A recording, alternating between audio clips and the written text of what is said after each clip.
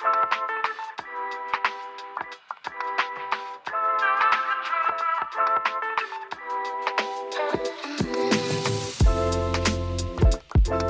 it's Scott again with Pest Lock. We have a really interesting scenario today. We had a property owner call us describing a bug that was grayish-black with pinkish-reddish stripes on it. It's a Boxelder in this case, and they were covering the entire home. In the windows, door frames, flying around everywhere. We already did one of the treatments, but I thought it'd be great to come out and take a look at the inside of the home and kind of what's happened afterwards and what we need to do to wrap up the service today. Remember, with Boxelders, one of the interesting things is people think that they hibernate. They don't actually hibernate. They overwinter in trees and homes, warm places. But in this case, when the home is in the middle of the forested area, the home becomes the tree. And that's when they become a pretty significant problem. Now, Boxelders don't cause any major damage. They don't carry disease. But when they poo, they do leave stains everywhere. And if they're smashed, they also stain as well. Yeah, so we're on the back side of the house right now, and this is where they were congregating everywhere. So there was a lot of, as we said, defecating, or otherwise known as pooing.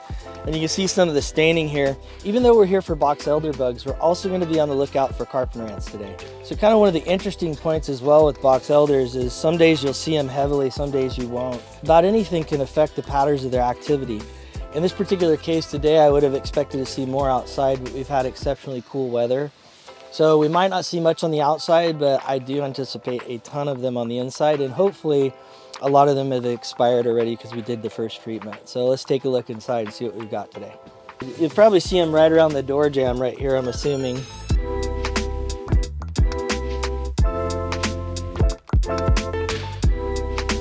Got them all over around the windows, which is typical. But you can imagine if you were living here. Right now this house is vacant. With this kind of activity, they'd be landing on you in the night while you're sitting watching TV in the front room, and oh my goodness, look at the kitchen area and the nook over here. We got to take a peek at this. What I generally tell customers as well, when we're going to do a treatment, or regardless if they try and do DIY themselves, just make sure you get a vacuum because you're going to need it. And in this case, you can tell we're going to be filling some vacuum bags.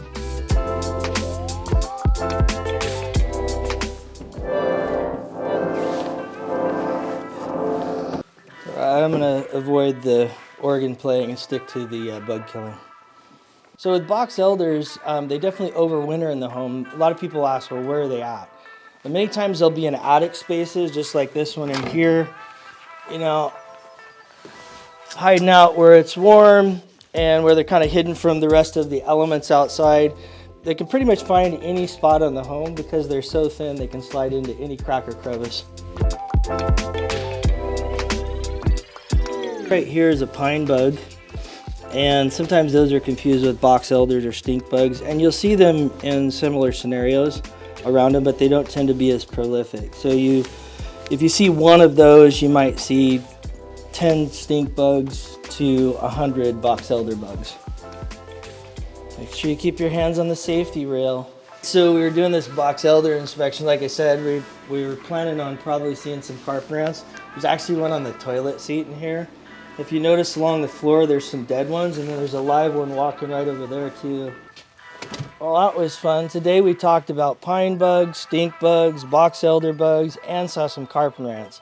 One of the common questions we get at Pest Lock is, why my home? Why are Boxelders and stink bugs all over my home? And there's only a few different variables that would play into it. One is the home might be higher than other homes in the area. On sides of the home where the sun hits a lot on the south and west sides can also be a reason. And I've seen in many cases just the color or tone of the house seems to have something to do with it.